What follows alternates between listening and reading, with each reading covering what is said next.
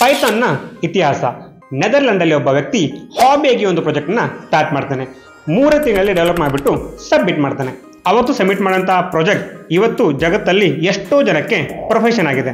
ಆ ಪ್ರಾಜೆಕ್ಟ್ನ ಹೆಸರು ಬಂದ್ಬಿಟ್ಟು ಪೈಥಾನ್ ಅಂಡ್ ಆ ವ್ಯಕ್ತಿ ಹೆಸರು ಬಂದ್ಬಿಟ್ಟು ಗ್ಯೂಡೋ ವ್ಯಾನ್ ರಸಮ್. ಇವರೇ ಪೈಥಾನ್ನ ಡೆವಲಪ್ ಮಾಡಿದ್ದು.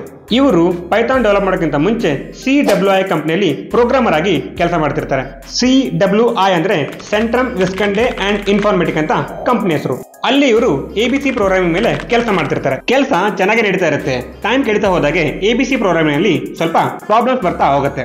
ಹೊಸ ಫೀಚರ್ ಅನ್ನ ಆಡ್ ಮಾಡಿದ್ರೆ ಅದು ಕರೆಕ್ಟ್ ಆಗಿ ರನ್ ಆಗ್ತಾ ಇರಲ್ಲ. ಅವಾಗ ಇದಕ್ಕೆ ಸೊಲ್ಯೂಷನ್ ಕಂಡುಹಿಡಬೇಕಂತ ಹೇಳಿ 1989 ಅಲ್ಲಿ ಕ್ರಿಸ್ಮಸ್ ನ ಹಾಲಿಡೇನಲ್ಲಿ ಒಂದು ಪ್ರಾಜೆಕ್ಟ್ ಅನ್ನ ಸ್ಟಾರ್ಟ್ ಮಾಡ್ತಾರೆ. ಈ ಪ್ರಾಜೆಕ್ಟ್ಗೆ ಹೆಸರನ್ನ ಯುನಿಕ್ ಆಗಿ ಇಡಬೇಕಂತ ಥಿಂಕ್ ಮಾಡ್ತಿರ್ತಾರೆ. ಯಾಕೆ ಯುನಿಕ್ ಅಂತಂದ್ರೆ ಇದಕ್ಕಿಂತ ಮುಂಚೆ ಬಂದಂತಹ ಪ್ರೋಗ್ರಾಮಿಂಗ್ ಲ್ಯಾಂಗ್ವೇಜ್ಗಳು C++, ABC ಬೋರಿಂಗ್ ನೇಮ್ಗಳಾಗಿರುತ್ತೆ.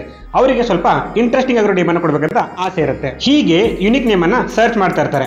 ಆವಾಗ ಇವರೊಂದು ಫೇವರೇಟ್ ಟಿವಿ ಶೋನ ನೋಡ್ತಾರೆ. ಅದ್ರ ಹೆಸರು ಬಂದ್ಬಿಟ್ಟು ಮಾಂಟಿ ಪೈಥಾನ್ಸ್ ಫ್ಲೈಯಿಂಗ್ ಸರ್ಕಸ್ ಅಂತ. ಅಲ್ಲಿಂದ ಪೈಥಾನ್ ಅನ್ನೋ ಹೆಸರನ್ನ ಇವ್ರು ಪಿಕ್ ಮಾಡ್ಕೊಂಡ್ಬಿಟ್ಟು ಈ ಪ್ರಾಜೆಕ್ಟ್ಗೆ ಇಡ್ತಾರೆ. ಅಂಡ್ ಅಲ್ಲಿಂದ ಪೈಥಾನ್ ತನ್ನ ಜರ್ನಿಯನ್ನ ಸ್ಟಾರ್ಟ್ ಮಾಡುತ್ತೆ. 1989 ಅಲ್ಲಿ ಇದನ್ನ ಡೆವಲಪ್ ಮಾಡೋದಕ್ಕೆ ಸ್ಟಾರ್ಟ್ ಮಾಡ್ತಾರೆ. 1991 ಅಲ್ಲಿ ಇದರ ಫಸ್ಟ್ ವರ್ಷನ್ ಮಾರ್ಕೆಟ್ಗೆ ಬರುತ್ತೆ.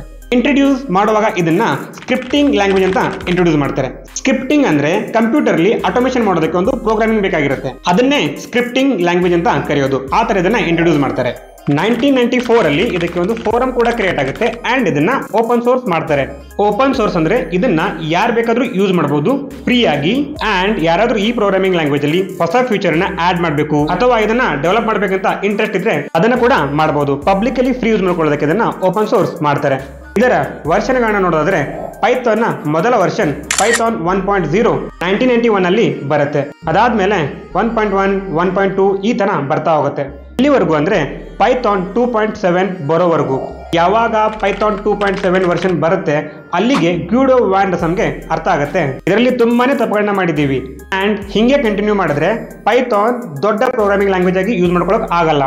ಸೊ ಇದನ್ನ ಇಲ್ಲಿಗೆ ಸ್ಟಾಪ್ ಮಾಡ್ಬಿಟ್ಟು ಇದರಲ್ಲಿರುವಂತಹ ಒಳ್ಳೆ ಫೀಚರ್ಗಳನ್ನ ತಗೊಂಡು ಮತ್ತೆ ಹೊಸದಾಗಿ ಪೈಥಾನ್ ಇಂಟ್ರೊಡ್ಯೂಸ್ ಮಾಡೋದಕ್ಕೆ ಪ್ಲಾನ್ ಮಾಡ್ತಾರೆ. ಅಂಡ್ ಫೈನಲಿ ಡಿಸೆಂಬರ್ 3, 2008 ಪೈಥಾನ್ 3.0 ಅಂತ ಹೊಸ ವರ್ಷನ್ ಅನ್ನ ಲಾಂಚ್ ಮಾಡ್ತಾರೆ. ಅಂಡ್ ಪೈಥಾನ್ 3.0 ವರ್ಷನ್ ನ ಮುಂದ್ಗಡೆ ಬರುವಂತ ವರ್ಷನ್ಗಳಿಗೆ ಪೈಥಾನ್ ಸಪೋರ್ಟ್ ಮಾಡ್ತಾ ಹೋಯ್ತು. ಅಂಡ್ ಇದರ ಹಿಂದ್ಗಡೆ ವರ್ಷನ್ 1.0 ಅಂತ ಹಿಡ್ಕೊಂಡು 2.7 ವರೆಗೂ ಎಲ್ಲಾ ವರ್ಷನ್ಗಳಿಗೂ ಪೈಥಾನ್ ಸಪೋರ್ಟ್ ಅನ್ನ ಸ್ಟಾಪ್ ಮಾಡ್ತಾ ಬಂತು. ಇವಾಗ ನೀವು ಪೈಥಾನ್ ಯೂಸ್ ಮಾಡ್ಬೇಕಾ 3.0 ವರ್ಷನ್ ಮುಂದ್ಗಡೆ ಯಾವ್ದು ಬೇಕಾದ್ರೂ ಯೂಸ್ ಮಾಡಿ ಪೈಥಾನ್ ಸಪೋರ್ಟ್ ಮಾಡುತ್ತೆ. ಕರೆಂಟ್ಲಿ ಈ ಟೈಮಲ್ಲಿ ವಿಡಿಯೋ ರೆಕಾರ್ಡ್ ಮಾಡ್ತಿರುವಾಗ ಮಾರ್ಕೆಟ್ ಅಲ್ಲಿ ನಡೆಸಿರುವಂತಹ ವರ್ಷನ್ 3.12. ಇದು ಪೈಥಾನ್ ನ ವರ್ಷನ್ಸ್ ಮತ್ತೆ ಓವರ್ ಆಲ್ ಪೈಥಾನ್ ನ ಹಿಸ್ಟ್ರಿ.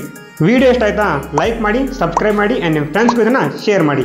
ಅವ್ರಿಗೂ ಪೈಥಾನ್ ಅನ್ನ ಕನ್ನಡದಲ್ಲಿ ಕಲಿಬೇಕಂತ ಇಷ್ಟ ಇದ್ರೆ ಕಲೀಲಿ. ನೆಕ್ಸ್ಟ್ ವಿಡಿಯೋಲಿ ಸಿಗೋಣ. ಅಲ್ಲಿವರೆಗೂ ಬಾಯ್ ಅಂಡ್ ಟೇಕ್ ಕೇರ್.